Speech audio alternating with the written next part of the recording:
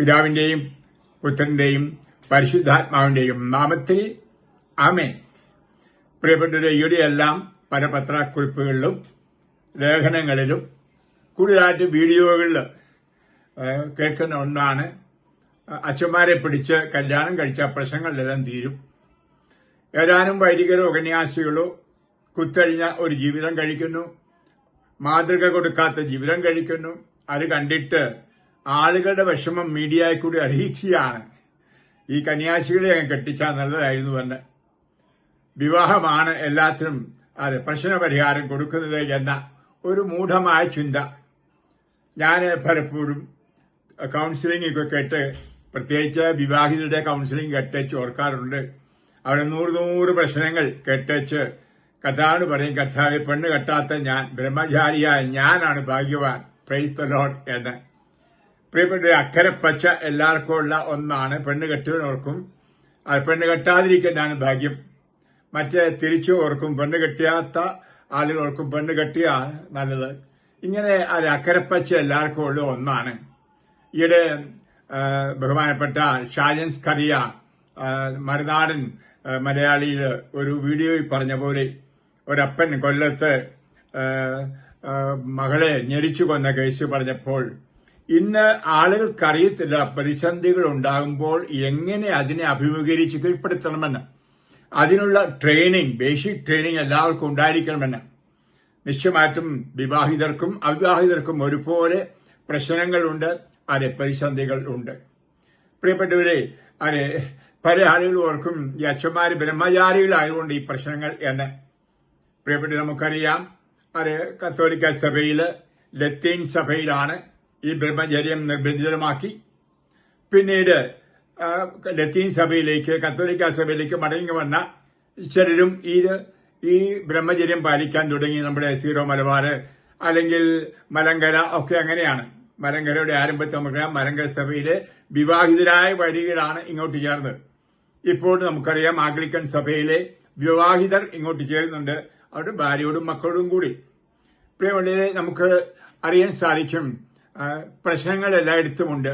വിവാഹിതരുടെ ഇടയിലുമുണ്ട്, അവിവാഹിതരുടെ ഇടയിലും പ്രശ്നങ്ങൾ ഉണ്ട്. നമുക്കറിയാം, വിവാഹിത അച്ഛന്മാരെ പിടിച്ച് പെണ്ണ് കെട്ടിച്ചാൽ, കന്യാസികളെ വിവാഹം കഴിപ്പിച്ച പ്രശ്നങ്ങൾ തീരുമെങ്കിൽ, വിവാഹിതരുടെ ഇടയിൽ ഈ വ്യഭിചാരമോ പരസംഗമോ ബാലപീഡനമോ ഒന്നും കാണാൻ പാടില്ലല്ലോ. അവർ വിശുദ്ധരായിരിക്കണമല്ലോ. നമുക്കറിയാം, ഇന്ന് വൈദികരുടെയോ കന്യാസികളുടെ ഇടയിലേക്കാൾ പ്രശ്നങ്ങൾ വിവാഹിതരുടെ ഇടയിൽ ഉണ്ട് എന്ന്. ഇനി എന്താണ് ഇത് പറയുമ്പോൾ, അച്ഛന്മാരെ ന്യായീകരിച്ചുകൊണ്ട് പറയുകയാണ് എന്ന് വിചാരിക്കരുത്. നമുക്കറിയാം, പ്രൊട്ടസ്റ്റന്റ് സഭകളിൽ വിവാഹിതരാണ് അവരുടെ പാസ്റ്റർമാര്. ഇന്നേറെ പ്രൊട്ടസ്റ്റന്റ് സഭകൾ നശിച്ചു പോയത് അവരുടെ പാസ്റ്റർമാര് വിവാഹിതരായവരാണ്. എന്നിട്ട് പോലും പരസംഗത്തിലൂടെയും ഒരുപക്ഷെ വിവാഹമോചനത്തിലൂടെയും ഒക്കെ ദുർമാതൃക കൊടുത്തതിന്റെ ഫലമായിട്ടാണ്. ഞാൻ യൂറോപ്പിലായിരിക്കുമ്പോൾ ഗ്രീക്ക്, അർമേനിയൻ, ബൈസന്റൈൻ, അലക്സാണ്ട്രിയൻ കത്തോലിക്ക സഭയിലെ വൈദികർ കല്യാണം കഴിച്ചവരാണ്. അവരുമായിട്ട് ഇടപെടുന്ന ആളാണ് ഞാൻ. അവരുടെ മെത്രാന്മാർ പലപ്പോഴും പറയും, നിങ്ങൾ എത്രയോ ഭാഗ്യവാന്മാരാണ്, നിങ്ങൾ കത്തോലിക്ക സഭയിലെ ബ്രഹ്മചാര്യത്തിൽ നടക്കുന്നത് കൊണ്ട്. ഞങ്ങളുടെ ചില അച്ഛന്മാർ കല്യാണം കഴിച്ചു 8ഉം 10ഉം മക്കളുമുണ്ട്, എന്നാലും പരസ്ത്രീകളുടെ പിന്നാലെ പോകും. അവരെ കൂടെ പറഞ്ഞു വിടാൻ പറ്റുമോ? മക്കളുണ്ട്, കൊച്ചുമക്കളുണ്ട്, അവർക്ക് ജീവിക്കേണ്ടതല്ലേ? നിങ്ങളെയൊക്കെ ഒരു അച്ഛന്മാര് മോശമായി പോയാൽ വെറുതെ അങ്ങ് പറഞ്ഞു വിടാൻ പറ്റും, എളുപ്പമുണ്ട്, അവർക്ക് ഭാര്യയില്ല, മക്കളില്ല. അപ്പൊ ഈ പ്രശ്നം ഞാൻ പറഞ്ഞത് എല്ലായിടത്തും ഉണ്ട്. അതുപോലെ തന്നെ അവരുമായിട്ട് ഇടപെടുമ്പോൾ 8ഉം 10ഉം മക്കളുള്ള, ചിലപ്പോൾ 10ഉം 20ഉം കൊച്ചുമക്കളുള്ള വിവാഹിതരായ വൈദികർ, അതായത് ഗ്രീക്ക് കത്തോലിക്ക സഭയില് അല്ലെങ്കിൽ അർമേനിയൻ കത്തോലിക്ക സഭയില് എന്നോട് പറയും, എന്റെ അച്ഛ നിങ്ങളെയൊക്കെ കാണുമ്പോൾ എന്തൊരു സന്തോഷം. കാരണം ആകുലത കൂടാതെ, വിഷമം കൂടാതെ പ്രാർത്ഥിക്കാനും കുർബാനയെല്ലാനും പറ്റും.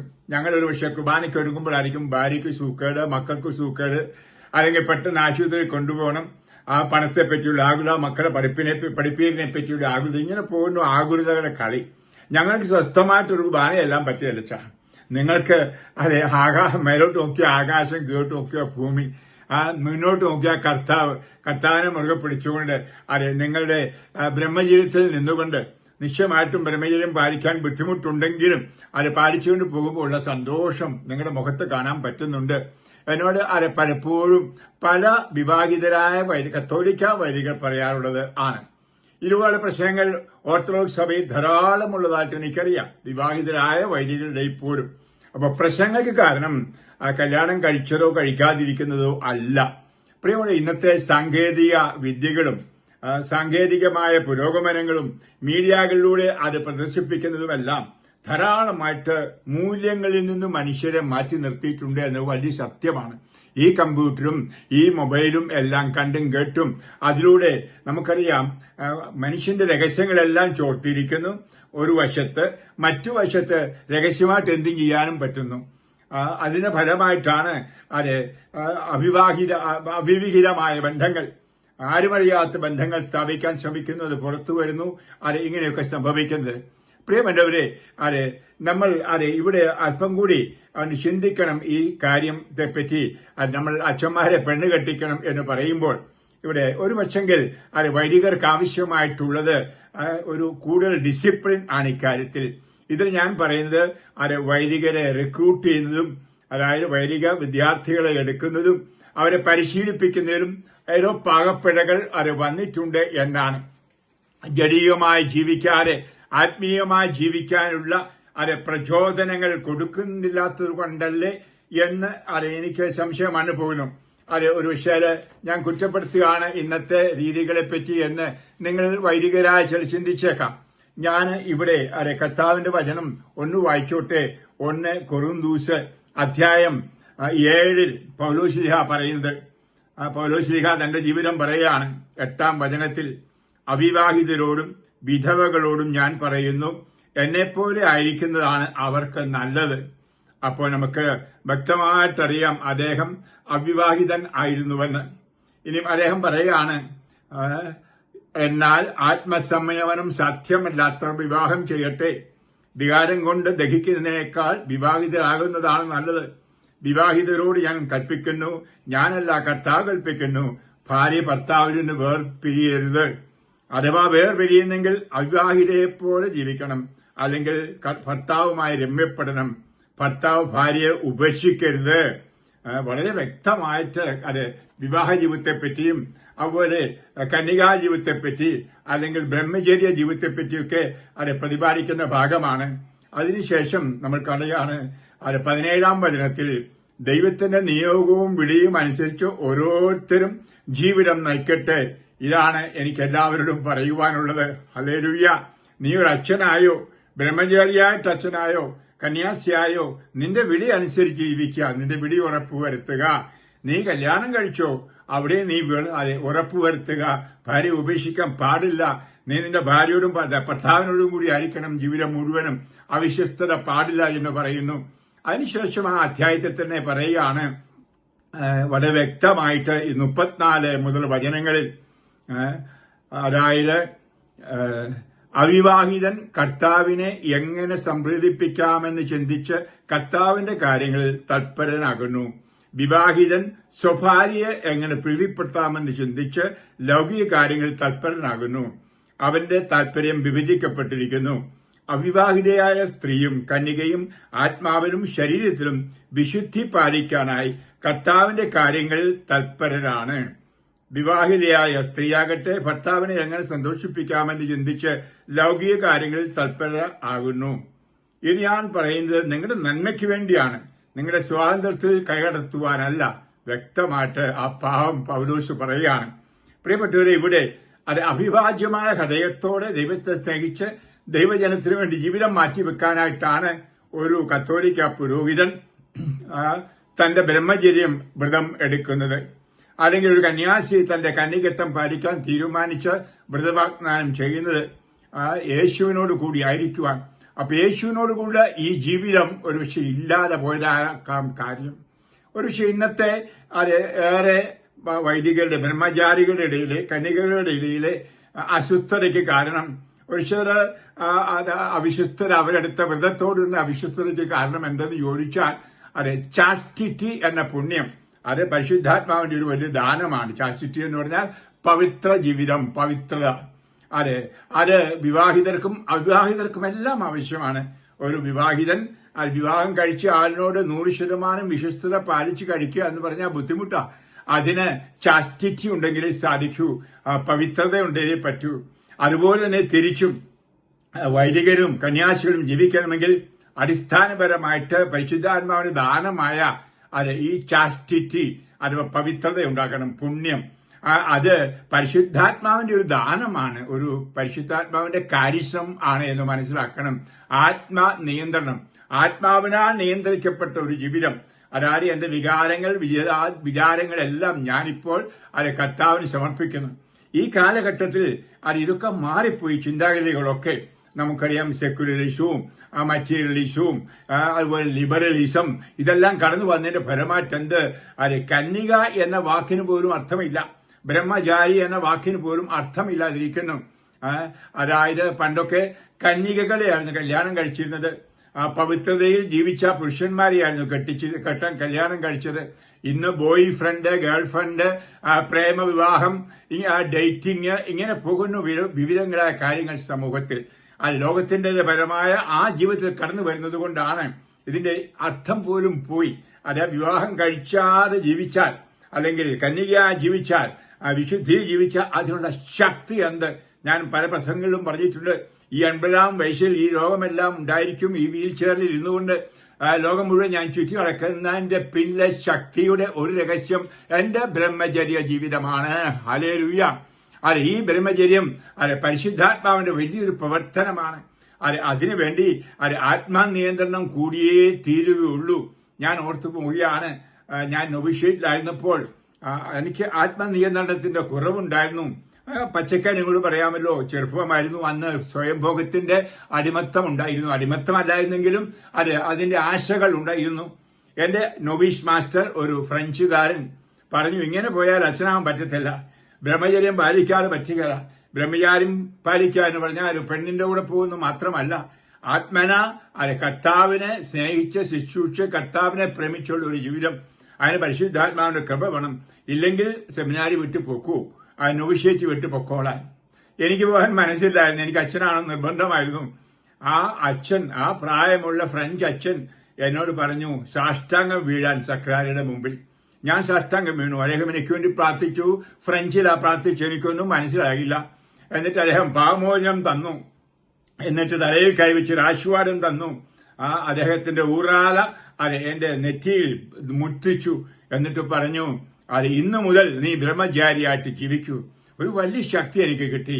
അതിനുശേഷം അദ്ദേഹം പറഞ്ഞു, ഈ സക്രാരിയുടെ മുമ്പിൽ താന്ന് വീണ് എന്നും പ്രാർത്ഥിച്ചാലേ നിനക്ക് ഈ ബ്രഹ്മചര്യം പാലിച്ച് അഭംഗരം മുന്നോട്ട് പോകാൻ കഴിയുമോനെ എന്ന്. പ്രിയമുള്ളവരെ, അന്നു മുതൽ ഇന്ന് വരെ മണിക്കൂറുകൾ പ്രാർത്ഥിക്കുന്നതുകൊണ്ട് പരിശുദ്ധാത്മാവിന്റെ ശക്തി നിറയുന്നതുകൊണ്ട് എനിക്ക് ബ്രഹ്മചര്യം പാലിച്ചുകൊണ്ട് പോകാൻ കഴിയുന്നത് ചിന്തയിലും വാക്കിലും പ്രവൃത്തിയിലുമെല്ലാം. പ്രിയമുള്ളവരെ, അതിന്റെ ശക്തി ഞാൻ അനുഭവിക്കുന്നവനായതുകൊണ്ട് ഞാൻ പങ്കുവെച്ച് പറയുകയാണ് മക്കളെ. ഇതുകൊണ്ടാണ് ഇന്ന് വലിയ ജീവിതത്തിൽ ഈ പ്രാർത്ഥന ഒത്തിരി കുറഞ്ഞുപോയി എന്ന് പറയാതിരിക്കാൻ തരമില്ല. സക്കാരിടകൾ പോയി പ്രാർത്ഥിക്കുന്ന പരിപാടി വച്ച വൈദികർക്ക് എത്ര പേർക്കുണ്ട് എനിക്കറിഞ്ഞുകൂടെ. ഞാൻ ആരെയും കുറ്റപ്പെടുത്തുന്നുമില്ല. വിശുദ്ധ കുർബാനയിൽ എഴുന്നള്ളിയിരിക്കുന്ന ഈശോ, ആ ഈശോയെ നമ്മുടെ അൾത്താരയിൽ കൈകൊണ്ട് കൊണ്ടുവരിക്കുന്നു, നമ്മുടെ വചനം കൊണ്ട്. ഇതെന്റെ ശരീരമാകുന്നു, എന്റെ രക്തമാകുന്നു പറഞ്ഞുകൊണ്ട്. അതുമാത്രം പോരാ, അത്ഭുതം കർത്താവ് ചെയ്യുന്നു നമ്മുടെ കരങ്ങളിലൂടെ. പിന്നെയോ അവന്റെ അടുക്കൽ പോയി മധ്യസ്ഥം യാചിക്കണം ഒരു വിശുദ്ധ ജീവിതത്തിന് വേണ്ടി, ആത്മീയ നിയന്ത്രണത്തിന് വേണ്ടിയിട്ട്. ഞാൻ ഓർക്കുകയായിരുന്നു, ഞാൻ ഇക്കാര്യം എന്റെ കൂട്ടുകാരനൊരുത്തോട് പറഞ്ഞു, മോനെ, ഇങ്ങനെ ആത്മനിയന്ത്രണം പാലിച്ചു പോയാലേ അതത്ര എളുപ്പമുള്ള കാര്യമല്ല, ഒരു വലിയ കുരിശാണ് മോനെ, നമുക്ക് അച്ഛനാവാൻ പറ്റൂ. അതിനുശേഷം അവൻ ഒരു ദിവസം പറഞ്ഞു, എനിക്ക് പറ്റിയല്ല എന്റെ അച്ഛൻ, ഞാൻ പോവുകയാണ്. കാരണം എനിക്ക് മനസ്സിലായി അച്ഛനാകണമെങ്കിൽ നമ്മുടെ മൂത്രം രക്തമാക്കണമെന്ന്. ഞാൻ തിരിച്ചു പറഞ്ഞു, ഇല്ല മോനെ, വിയർപ്പ് ചോരയാക്കണം. ഹല്ലേലൂയ, ആ ഗത്സമനെ അനുഭവത്തിലൂടെ പോകണം എന്ന് പറഞ്ഞു. പക്ഷെ പുള്ളിക്ക് പറ്റിയില്ല എന്ന് പറഞ്ഞു പോയി. ഞാൻ ഇപ്പോഴും ഓർത്തു പോവുകയാണ് പ്രിയ മക്കളെ. ഇവിടെ നമ്മുടെ വൈദിക പരിശീലനത്തിൽ ഏതൊക്കെയോ കുറവുകളുണ്ട്. ഒത്തിരി ദൈവശാസ്ത്രവും അല്ലെങ്കിൽ തത്വശാസ്ത്രവും ഇന്നൊക്കെ ആണെങ്കിൽ സൈക്കോളജിയും മറ്റു മരങ്ങളെപ്പറ്റി പഠനങ്ങളെല്ലാം തലയിൽ ഇങ്ങനെ കെട്ടിവെച്ചിരിക്കുന്നു. എന്നാൽ ഹൃദയം ഒരുപക്ഷെ ശൂന്യമാണ്. പരിശുദ്ധാത്മാവിനെ കൊണ്ട് ഹൃദയം നിറയ്ക്കുന്നില്ല. വിശ്വാസത്തിലൂടെ ദൈവസ്നേഹത്തിൽ ഉരുത്തിരിഞ്ഞ് ഒരു വിശുദ്ധ വൈദികനായി തീരണം. അതെങ്ങനെ എന്നത് ഒരു പക്ഷേ നമ്മൾ ചിന്തിക്കുന്നില്ല എന്ന് എനിക്ക് തോന്നിപ്പോകുന്നു. അതിന്റെ കുറവുകൾ അല്ലേ ഉള്ളത് എന്ന് എനിക്ക് തോന്നുന്നു. ഞാൻ ഓർക്കുകയാണ്, ഞങ്ങളൊക്കെ പഠിക്കുന്ന കാലത്ത് എന്തൊരു ഡിസിപ്ലിൻ എന്ന് പറഞ്ഞാൽ ഒരു അനുവാദം ചോദിക്കണമെങ്കിൽ മുട്ട എന്ന് ചോദിക്കണമായിരുന്നു ഓരോ കാര്യങ്ങൾ മേടിക്കാൻ. ഇന്നൊക്കെ അനുവാദം എന്ന് പറഞ്ഞത് എവിടെയെങ്കിലും പോയി ഇഷ്ടം പോലെ പോയേച്ച് തിരിച്ചു എന്ന് പറയും, ഞാൻ ഇന്നടത്ത് പോയിരുന്നുവെന്ന്. അത് പറയാത്തവർ പോലും സമൂഹത്തിലുണ്ട് എന്ന് ഓർക്കണമേ. മാത്രമല്ല പട്ടസുഖമാണ് ഇന്ന് പലരുടെയും മുമ്പിലിരിക്കുന്നത്. ഉപവാസം, പരിത്യാഗം, അതായത് ഞാൻ പറഞ്ഞ മോട്ടിഫിക്കേഷൻ, പരിത്യാഗം, അതിന്റെ വാക്കുപോലും ഇന്ന് പലർക്കും അറിയത്തില്ല. ഉപവാസം എന്ന് പറഞ്ഞാൽ അറിയത്തില്ല. തീറ്റയും കുടിയും ആഡംബര ജീവിതവും സെമിനാരി ജീവിതത്തിലും പിന്നെ അത് തുടരുകയാണ്. ആ സെമിനാരി ജീവിതത്തിലൊക്കെ കുറെ സ്ട്രിക്ട്നെസ് ഉണ്ടായിരിക്കണം. ഞാൻ ഓർക്കുകയായിരുന്നു, ഞാൻ പഠിച്ച കാലത്തൊക്കെ വയറ് നിറഞ്ഞ ആഹാരം കിട്ടില്ല, പ്രത്യേകിച്ച് മൈനസ് സെമിനാരി വെച്ചൊക്കെ.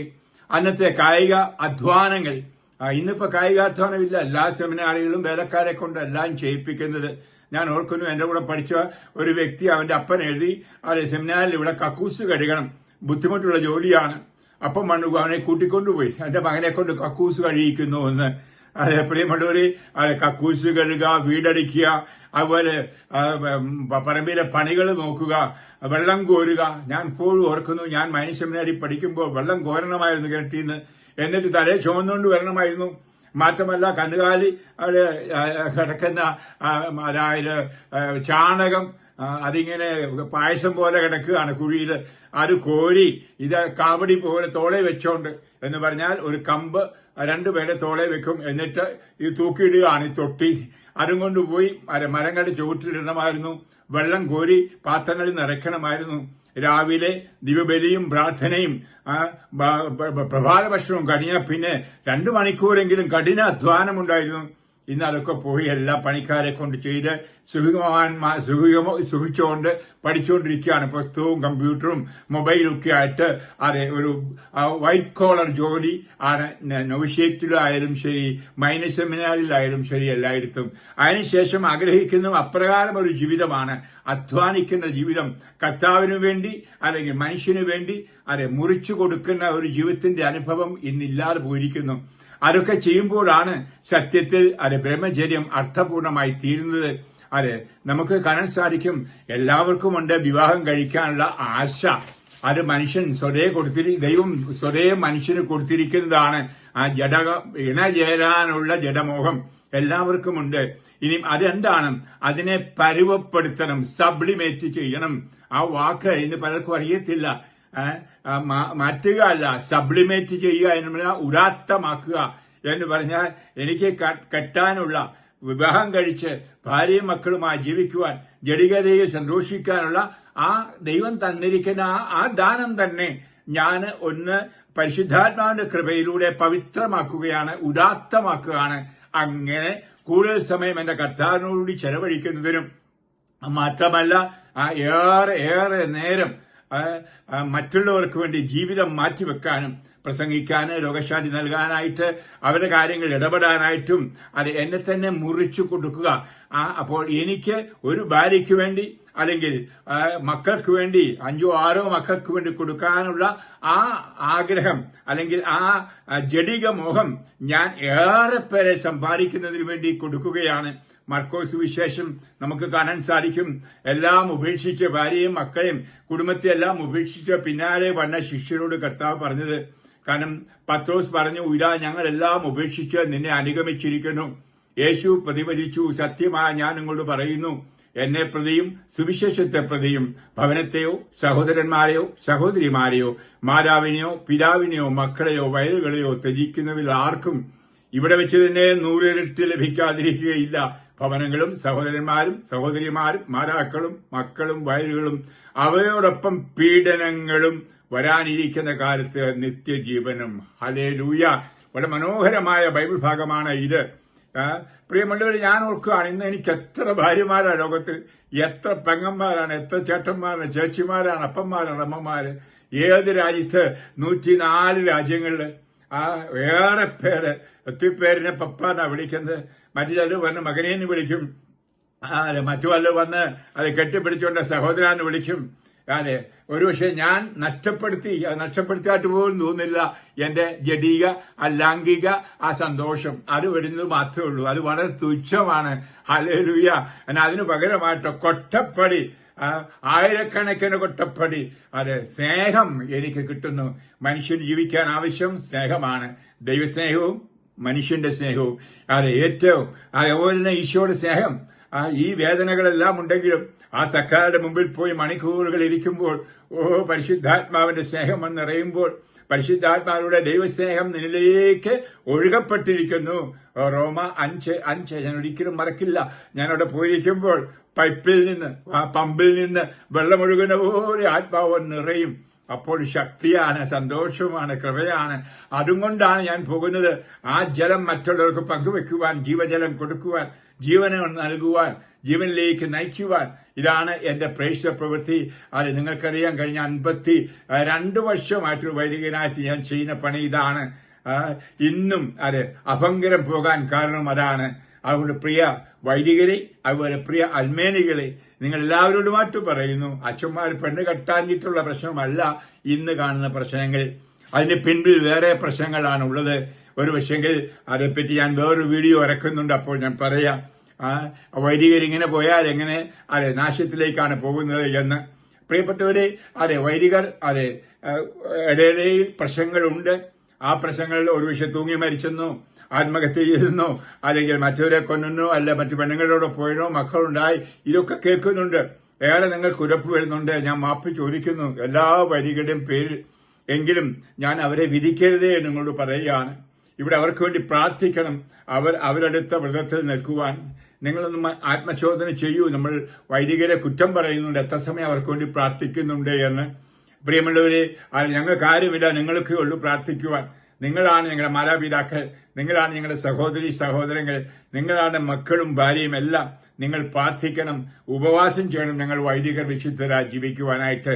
പ്രിയമുള്ളവരെ, അതുകൊണ്ട് ഈ മീഡിയകളിലൂടെ ഇങ്ങനെ പ്രഘോഷിച്ചിട്ട് കാര്യമൊന്നുമില്ല. അച്ഛന്മാരെ പെണ്ണ് കെട്ടിച്ച പ്രശ്നം തീരുമെന്ന് തീരില്ല. പെണ്ണ് കെട്ടിയവർക്ക് പ്രശ്നമുണ്ട്, പെണ്ണ് കെട്ടാത്തവർക്ക് പ്രശ്നമുണ്ട്, കുടുംബജീവിതക്കാർക്ക് പ്രശ്നമുണ്ട്, കുടുംബമില്ലാത്തവർക്ക് പ്രശ്നമുണ്ട്. ഈ പ്രശ്നങ്ങളെല്ലാം പരിശുദ്ധാത്മാവിന്റെ കൃപയിലൂടെ വിവേചിച്ചറിഞ്ഞ് അതിനുള്ള ശക്തി സംഭരിച്ച് അതിജീവിക്കണം. ആ മറുനാടൻ പറഞ്ഞതുപോലെ എനിക്ക് ഒത്തിരി ഇഷ്ടപ്പെട്ടു അദ്ദേഹം പറഞ്ഞ അദ്ദേഹത്തിന്റെ പല വീഡിയോകളും എനിക്ക് ഇത്തിരി ഇഷ്ടമാണ്. കാരണം ഒത്തിരി നല്ല മുനയ്ക്ക് വെച്ച ഉപദേശങ്ങൾ അദ്ദേഹം തരുന്നുണ്ട്. അദ്ദേഹം ഒരു മീഡിയയിൽ അദ്ദേഹത്തിന്റെ വാക്കുകൾ കൊണ്ടല്ല, പിന്നെ ഞാൻ കൊടുത്തിരിക്കുന്ന ആശയങ്ങൾ, മൂല്യങ്ങൾ എപ്രകാരം ഹൃദയത്തിലേക്ക് ആഞ്ഞു പതിക്കുന്നു. പ്രിയവരെ, ഇന്ന് അതാണ് ആവശ്യം.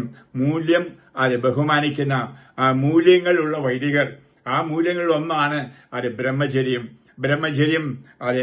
ഉടലെടുക്കുന്നത് ഞാൻ പറഞ്ഞതുപോലെ ചാസ്റ്റിറ്റി, പവിത്രതയിൽ നിന്നാണ്. ഇന്ന് ആ പവിത്രമായ ജീവിതമാണ് പിശാച് എടുത്ത് മാറ്റിയിരിക്കുന്നത്. നമുക്കറിയാം, എവിടെ നോക്കിയാലും ഫോണോഗ്രാഫി, നീല ചിത്രങ്ങൾ, എവിടെ നോക്കിയാലും നഗ്നതയാണ്. എവിടെ നോക്കിയാലും വീഡിയോകളില്, ടിവിയില്, കമ്പ്യൂട്ടറില് എല്ലാം അങ്ങനെ. നമുക്കറിയാം, ഒരു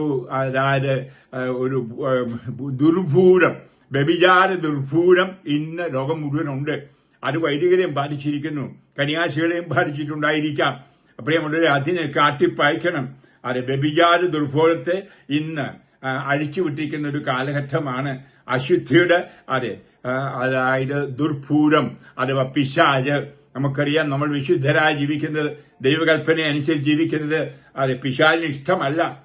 അതുകൊണ്ടാണ് ഞാൻ ഓർക്കുന്ന ഒരു പൂരോച്ചാരകൻ എന്നോട് ഒരിക്കൽ പറഞ്ഞത്, വിശുദ്ധ കുരിശ് തന്നുകൊണ്ടു, അതായത് ബെർലിംഗോസ് പുണ്യാന്റെ ഒരു നല്ല കുരിശുരൂപം എന്റെ കൈ തന്നിട്ട് പറഞ്ഞത്, അച്ഛാ, പിശാച് നിന്നെ വെറുക്കുന്നു. കാരണം നീ ബ്രഹ്മചാരിയാണ്, നീ വൈദികനാണ്, നീ പ്രസംഗിക്കുന്നു. അതുകൊണ്ട് നിനക്ക് അതിജീവിക്കാനുള്ള ശക്തി വേണം. നിനക്ക് ഞാനൊരു ആയുധം തരാം എന്ന് പറഞ്ഞുകൊണ്ട് ബെർലിംഗോസ് പുണ്യവാന്റെ ഒരു കുരിശുരൂപം എനിക്ക് വെഞ്ചരിച്ചു തന്നു. അതിന്റെ ശക്തി ഇപ്പോഴും ഞാൻ അനുഭവിക്കുന്നു. പ്രിയമുള്ള, അതുപോലെ പല പല കാര്യങ്ങളുണ്ട്. വൈദികരാണെങ്കിൽ അവരുടെ വേഷം ധരിച്ച് നടക്കുക, മറ്റുള്ളവർ നമ്മൾ വേർതിരിക്കപ്പെട്ടവരാണ് അറിയാനും മാത്രം, അങ്ങനെ വേർതിരിക്കപ്പെട്ട ഒരു ജീവിതം കഴിക്കുക. മാത്രമല്ല, അറിയപ്പെട്ട ജീവിതം എന്ന് പറഞ്ഞാൽ വിശുദ്ധിയുടെയും നന്മയുടെയും അറിവ്. അതറിഞ്ഞാൽ പിന്നെ ആരും അടുക്കുകയില്ല. ഞാനിപ്പോഴും ഓർക്കുന്നത്, വിശുദ്ധനായി ജീവിച്ച ആന്റണി പടിയേര കർദിനാൾ പറയുന്ന പ്രസംഗത്തിലെ ഒരു ഭാഗമാണ്. പ്രിയ വൈദികരെ, കന്യാസികളെ, നിങ്ങൾ ദൈവത്തിന്റെ വിശുദ്ധിക്ക് വേണ്ടി സമർപ്പിക്കപ്പെട്ടവരാണ്. അതിനാൽ തന്നെ നിങ്ങൾ ലോകത്തിന് ആകർഷകമാണ്. You are attractive to the world and people in the world. അതുകൊണ്ട് നിങ്ങളുടെ മക്കളിലേക്ക് വരും, ആണുങ്ങളും വരും, പെണ്ണുങ്ങളും. പ്രത്യേകിച്ച് പ്രിയ അച്ഛന്മാരെ, പെണ്ണുങ്ങൾ വരും. അച്ഛൻ നല്ലതാണ്, സുന്ദരനാണ്, അച്ഛന്റെ പാട്ട് കൊള്ളാം, പ്രസംഗം കൊള്ളാം, കൗശല വാക്കുമായിട്ട് വരും. നിശ്ചയമായിട്ടും അവർക്ക് ആകർഷകമാണ്. അവർ വരുന്നത് സെക്സിന് വേണ്ടിയൊന്നും ആയിരിക്കില്ല, അല്പം സ്നേഹം കിട്ടാൻ, അടുപ്പം കിട്ടാൻ.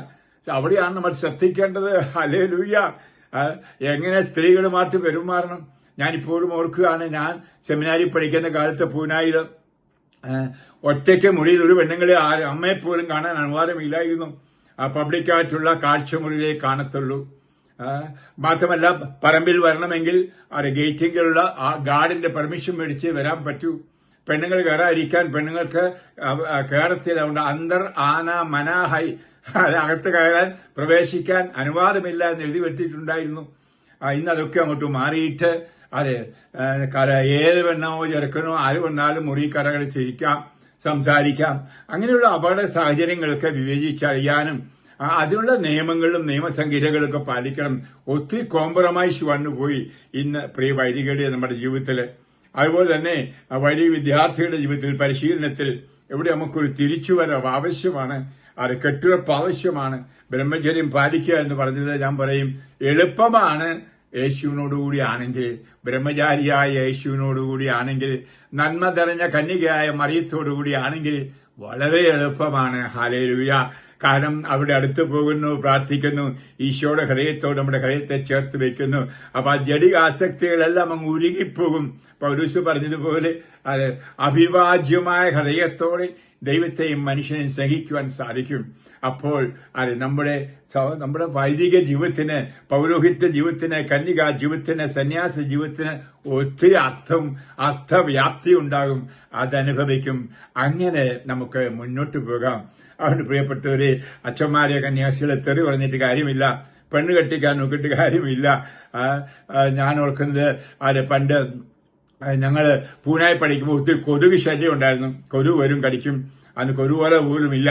അപ്പൊ തമാശ പറയുക, നീ കൊതുകിനെയൊക്കെ പിടിച്ച് പെണ്ണ് കെട്ടിക്കണമെന്ന് എന്ന് പറഞ്ഞാൽ പെണ്ണ് കെട്ടിച്ചാൽ പ്രശ്നം തീരുമാനം ഇല്ല, ഒരിക്കലും ഉണ്ടാകില്ല. ഇവിടെ ഓരോരുത്തരും അവരുടെ ദൈവവിളി അറിഞ്ഞുകൊണ്ട് ജീവിക്കുകയാണ് അത്യന്താപേക്ഷിതമായിട്ടുള്ളത്. പത്രോസ് അപ്പോസ്തലനാണെങ്കിലും വളരെ വ്യക്തമായിട്ട് നമ്മളെ അത് പഠിപ്പിക്കുന്നുണ്ട്. ഓരോരുത്തരും തങ്ങളുടെ വിളി അനുസരിച്ച് വിളിയെ സ്ഥിരപ്പെടുത്തിക്കൊണ്ട് വേണം ജീവിക്കുവാൻ എന്ന്. അങ്ങനെ ജീവിക്കുമ്പോൾ നിശ്ചയമായിട്ടും കർത്താവിന്റെ വൻ കൃപ നമുക്ക് ഉണ്ടായിരിക്കും. ഓരോരുത്തരും തങ്ങളുടെ വിളിയെ ബലപ്പെടുത്തുക, അല്പം തിന്മ ചെയ്യാതെ കണ്ട് ജീവിക്കുവാനുള്ള കൃപ കിട്ടും. ആ കൃപയ്ക്കായിട്ട് നമുക്ക് ഈശോയോട് പ്രാർത്ഥിക്കാം. വിശുദ്ധ ജനമായിരിക്കുവാൻ, വിശുദ്ധരായിരിക്കുവാൻ കർത്താവിനോട് ഹൃദയപൂർവ്വം നമുക്ക് വിളിച്ച് പ്രാർത്ഥിക്കാം. നിശ്ചയമായിട്ടും കർത്താവ് അനുഗ്രഹം സമർത്ഥമായിട്ട് നമുക്ക് തരാതിരിക്കില്ല. അവിടുന്ന് വിളിച്ചവൻ നിശ്ചയമായിട്ടും വിശ്വസ്തനാണ്. അപ്പോൾ നമ്മളും വിശ്വസ്തരായിരിക്കാനുള്ള കൃപ കർത്താവ് നമുക്ക് വാരി വർഷിച്ച് തരും എന്നുള്ളത് നമുക്ക് മനസ്സിലാക്കാം. ഞാൻ ഈ വീഡിയോ നിർത്തുന്നു. പ്രിയപ്പെട്ടവരെ, ഒന്ന് പറയാൻ വേണ്ടി മാത്രം, വൈദികരെ താരടിക്കരുത്, തെറി പറയരുത്, കല്ലെറിയരുത്. അവര് തെറ്റുണ്ട്. എല്ലാവരിലും ഉണ്ട് തെറ്റ്. ഈ കുടുംബങ്ങളിൽ പിറക്കുന്നവരാണ് ഞങ്ങളും, ഓർക്കണം. ഈ നിങ്ങളുടെ മാതാപിതാക്കളിലാണ് ഞങ്ങൾ പറഞ്ഞത്. അപ്പോൾ നിങ്ങളിൽ നിന്ന് പലതും കണ്ടതും കേട്ടതും അതിന്റെയൊക്കെ ശാപങ്ങളും ഞങ്ങൾക്കുണ്ട് എന്ന് ഓർക്കണം. ഇന്ന് നമുക്കറിയാം, ലോകത്തിലാണെങ്കിലും വളരെയധികം വ്യഭിചാരം, അശുദ്ധി, ബാലപീഡനം ഇതെല്ലാം വർദ്ധിച്ചുകൊണ്ടിരിക്കുന്ന കാലഘട്ടമാണെന്ന് ഓർക്കണം. ഇവിടെയാണ് വൈദികൻ പരിശ്രമിക്കുന്നുണ്ട്, അവനാൽ കഴിയുന്നത്. എന്നാൽ വീഴ്ച വരുന്നുണ്ട്, ശരിയാണ്.